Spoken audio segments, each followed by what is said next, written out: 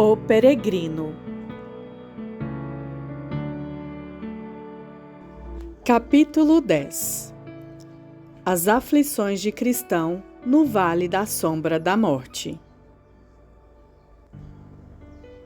Ora, ao final desse vale havia outro chamado Vale da Sombra da Morte, e Cristão precisava atravessá-lo também, pois o caminho rumo à cidade celestial passava por ali.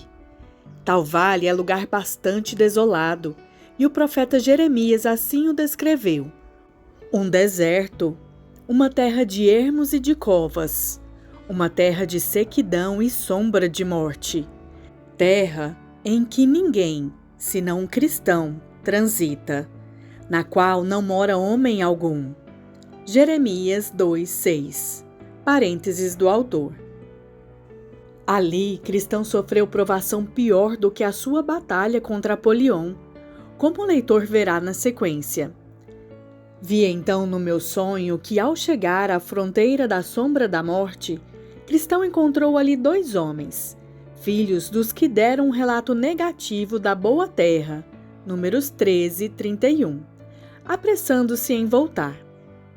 Cristão falou com eles assim: aonde vão? Homens: estamos voltando e é bom que trate de fazer o mesmo, se é que você preza a vida ou a paz. Por quê? Qual o problema? Interrogou Cristão. Problema? Seguíamos pelo mesmo caminho que você e fomos até onde nos permitiu a nossa audácia. De fato, quase não pudemos voltar, pois se avançássemos um pouco mais, não estaríamos aqui para trazer-lhe essas notícias. Mas o que foi que encontraram?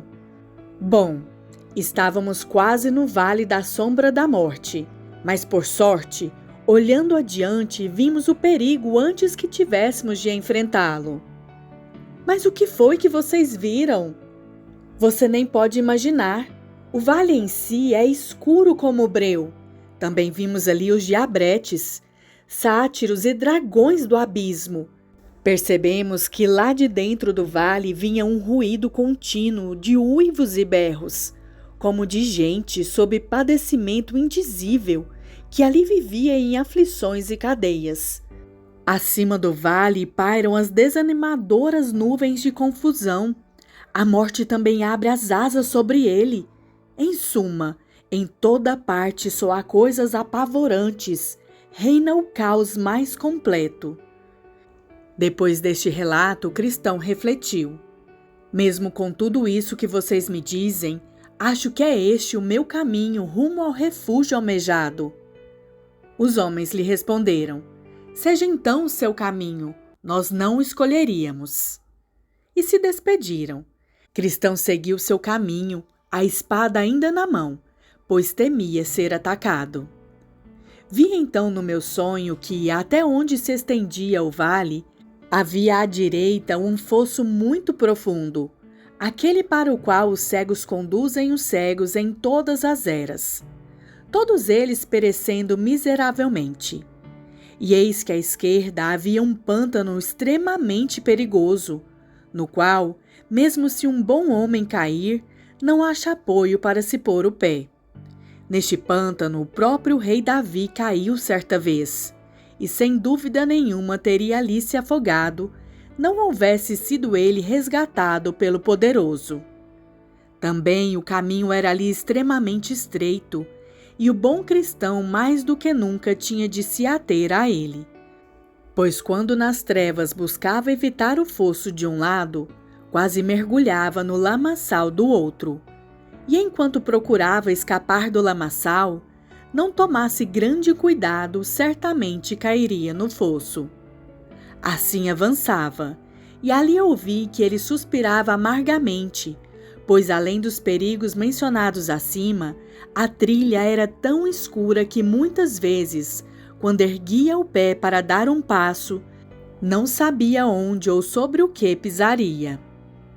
Mais ou menos pelo meio do vale, percebi que abrira-se a própria boca do inferno, enquanto as margens do caminho permaneciam igualmente acidentadas. Pensou consigo o cristão: que hei de fazer? E as chamas e os fumos brotavam do abismo em abundância, incessantemente, com centelhas e sons horripilantes, coisas insensíveis à espada de Cristão, ao contrário de Apolion. Tanto que ele se viu forçado a embainhar a espada e refugiar-se noutra arma, chamada toda a oração. Efésios 6:18. Então clamou, e o seu clamor assim chegou aos meus ouvidos. Ó Senhor, te suplico, livra minha alma. Salmo 116, 4. Assim caminhou longo trecho, embora as chamas dele se aproximassem cada vez mais. Também ouvia vozes aflitas e afãs de um lado e de outro, tanto que por vezes chegava a pensar que seria estraçalhado ou pisoteado como barro pelas ruas. Ele viu essa visão apavorante e ouviu esses sons terríveis durante quilômetros e quilômetros.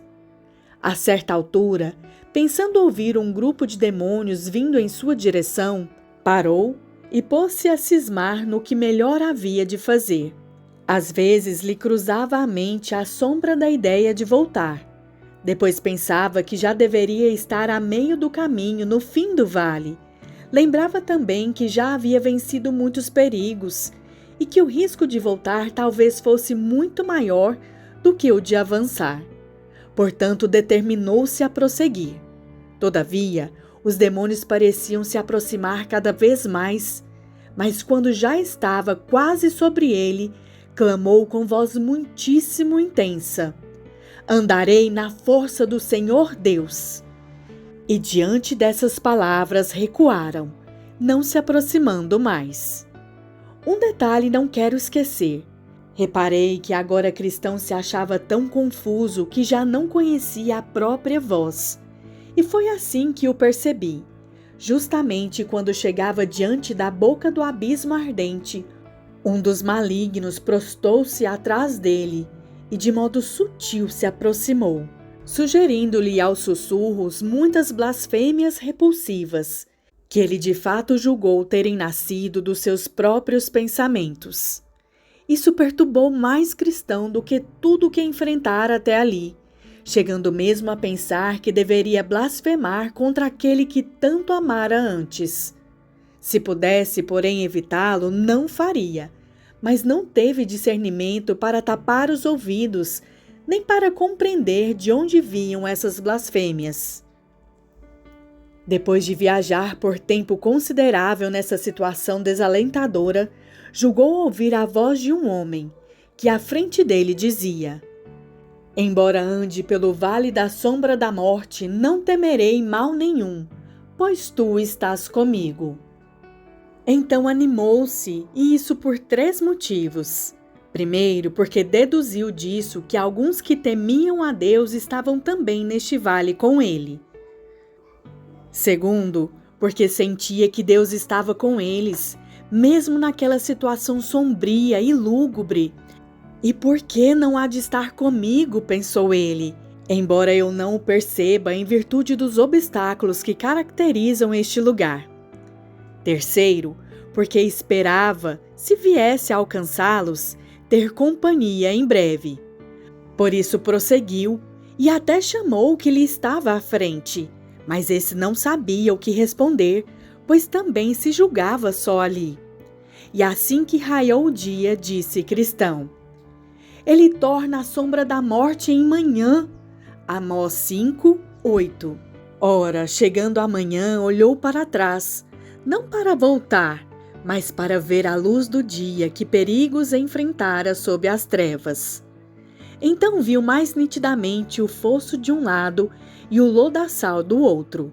Também viu como era estreito o caminho que passava no meio desses dois. Viu também os diabretes, sátiros e dragões do abismo, mas todos distantes, pois após o alvorecer eles não se aproximavam.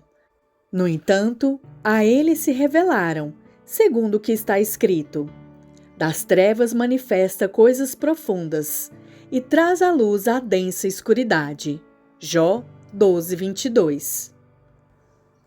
Ora, Cristão ficou muito impressionado com a libertação de todos os perigos deste caminho solitário, perigos estes que, embora antes que temesse muito, agora via mais claramente, pois a luz do dia os tornava patentes. Por essa hora nascia o sol, e eis aí outra misericórdia para Cristão, pois o leitor deve notar que, embora a primeira parte do Vale da Sombra da Morte fosse perigosa, essa segunda parte que ele tinha pela frente era muito mais perigosa, se é que isso ainda era possível. Do lugar onde estava agora até o final do vale, o caminho estava tão cheio de ciladas, armadilhas, laços e redes de um lado, e tão repleto de abismos, armadilhas, profundos buracos e íngremes desfiladeiros de outro, que estivesse agora escuro tanto quanto durante a primeira parte do percurso, mesmo que ele tivesse 1000 almas, todas elas certamente pereceriam. Mas, como já disse, o sol acabava de nascer, e Cristão exclamou: "Sua vela brilhou sobre minha cabeça, e com a sua luz eu ando em meio às trevas." Paráfrase de Jó 29:3. Foi sob luz, portanto, que alcançou o final do vale. Agora eu via no meu sonho que no fim do vale jaziam ossos, sangue, cinzas e corpos lacerados de homens, de peregrinos mesmo que por ali haviam passado anteriormente. Enquanto eu cogitava qual seria a razão disso, divisei pouco adiante de mim uma caverna, onde 2 gigantes, Papa e Pagão, habitaram outrora. Fora pelo poder e pela tirania deles que esses homens, cujos ossos, sangue, cinzas, jaziam ali, acabaram cruelmente mortos. Por tal lugar, porém, Cristão passou sem muito risco, diante do que fiquei um tanto surpreso. No entanto, soube depois que Pagão estava morto há muito tempo, e quanto ao outro, embora ainda vivo, em virtude da idade avançada e também das muitas refregas acirradas que enfrentara nos anos mais jovens, estava tão louco e tanto o atacava o reumatismo que agora pouco mais fazia que sentar à entrada da caverna, roendo as unhas e rindo maliciosamente dos peregrinos que passavam, pois não conseguia se aproximar deles. Vi, portanto, que Cristão seguia o seu caminho, embora ao ver o velho sentado à entrada da caverna, não soubesse o que pensar, pois este, mesmo sem poder persegui-lo, falou: "Não vão se emendar, não é? Enquanto mais de vocês não forem queimados vivos?" Mas Cristão seguiu calado, ensaiou um semblante tranquilo e passou dali incólume. Depois salmodiou: "Ó mundo de maravilhas! A vida conservei em meio mesmo às angústias que aqui achei. Abençoada a mão que me salvou disto tudo. Trevas, demônios, inferno, pecado mais agudo, me envolveram, me cercaram de fato, enquanto neste vale estive, chão ingrato. Laços, abismos e ciladas rondavam o caminho, para que eu, tolo inútil e avançando sozinho, fosse pego, enredado e lançado na escória. Mas hoje vivo, e é a Jesus que devo toda a glória."